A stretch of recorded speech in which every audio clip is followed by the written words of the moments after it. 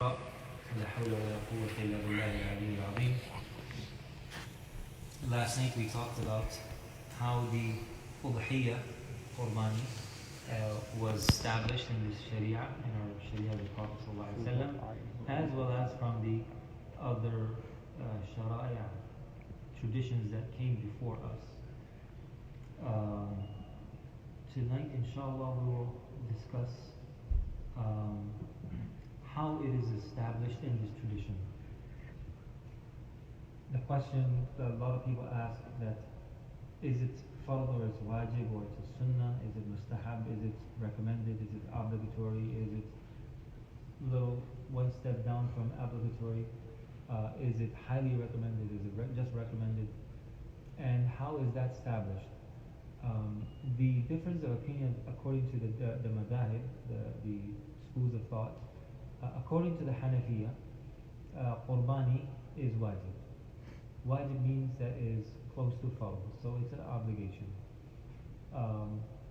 The supporting proofs for that is that Allah subhanahu wa ta'ala says, فَصَلِّ لِرَبِّكَ وَانْحَرْ. صَلِّ لِرَبِّكَ, according to the great scholars of tafsir, Ikrim and Ata, they both say that صَلِّ أي صلاة العيد يوم النحر وانحر نسك. وانحر نسكك. So pray Salat al-Eid, and after that do your qurbani. The second hadith that the Prophet ﷺ said that whoever comes to our Eid prayer, whoever plans to come to our Eid and comes to pray Eid Salat with us, and he does not do qurbani with the means that he already has, meaning that he has the means to do qurbani, udhiyya, and still does not intend to, and he does not do it, then he should not, فَلَا يَقْرَبَنَّ مُصَلَّانَا. It's a very harsh saying of the Prophet. He should not even come to Eid prayer. So this, and other ahadith that is supporting that. If it wasn't an obligation, then why would the Prophet ﷺ say that he should not come? It must be something really severe, because neglecting an obligation is a severe crime. It's a severe sin. Those other, like Imam Shafi'i and Imam Ahmad ibn Hanbal, in those two madahib, it is sunnah, meaning that if someone does not do it, then he's not neglecting a major obligation. The Prophet ﷺ, he said that whoever intends,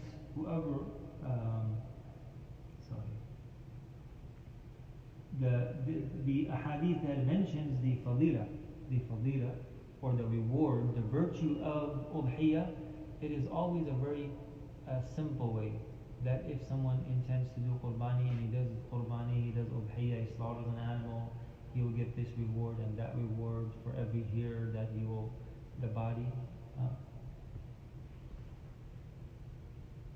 The blue button. Okay. The blue button says to turn it off. So is that still not that? I'm still learning. Here we go. So those ahadith are very light in their command, right? Whoever does this, he gets his reward. Whoever prays 12 rak'ats every day, Allah subhanahu wa ta'ala will arrange a place for him in Jannah. The Hanafi say that it is sunnah. Mu'akkad, it's a little important. Others say it's sunnah, but they all agree that it's sunnah, it's not a wajib, it's not a fard, because there's a reward for it, and it's kind of a very light. So anyway, so these are the differences of madhab.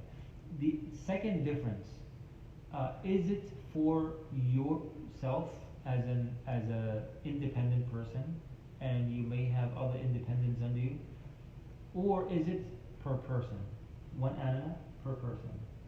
So the Hanafiya say animal per person, not per household. There is a hadith that support both opinion, and both are correct. So those two things that I wanted to mention, that how is it established and what is the level of the ruling. second thing, who has to do qurbani? Who has to do qurbani? So there are many conditions.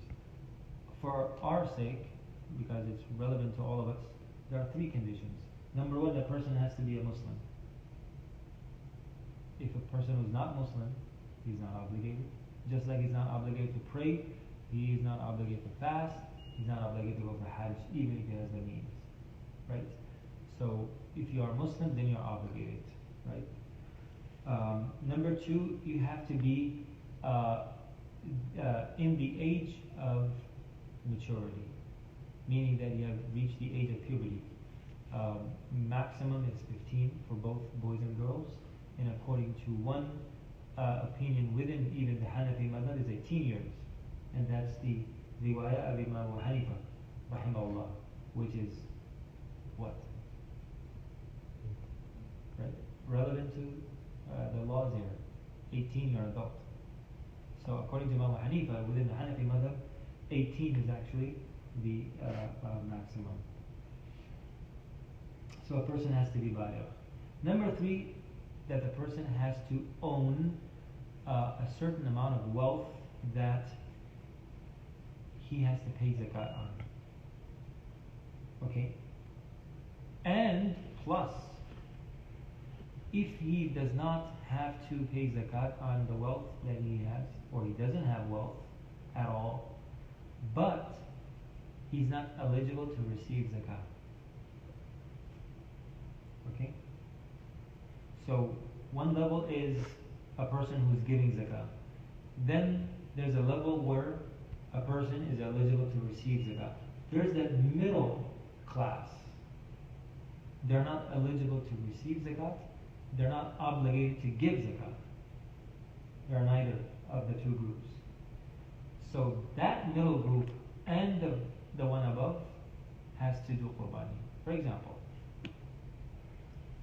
I don't have any cash. I don't have any gold and silver. I have no savings, nothing, no, or maybe very low, 400 or 500, which it does not obligate your zakat. But I have an extra car that is worth $5,000. I have my own car, but I have a second car that is worth $5,000. I just have it as a spare extra car. Now, although I don't have any wealth and no money, no cash, no savings, no gold, silver, but yet I don't have to pay zakat. Although I have a lot of other things at my home, right? May have other luxury stuff.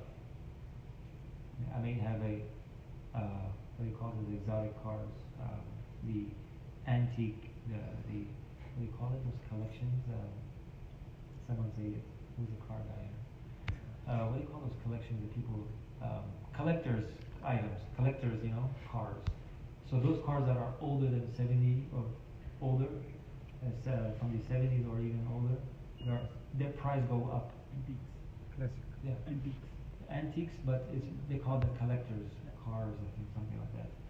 So the value goes up. It was $5,000, but now it's $25,000. You don't pay zakat on that, but you're not eligible to receive zakat because that's extra things. You could sell it and use it. So that person, he has to do qurbani. Okay, for two levels. That's for today. Inshallah, we ask Allah subhanahu wa ta'ala to give us the reality of this qurbani, the real lesson of qurbani, sacrifice. That we don't just sacrifice an animal, we sacrifice our nafs, our lower self. And whenever we do this, we do it with an open heart, happy, with a smile on the face. He said, Alhamdulillah, this is a ni'mah from Allah.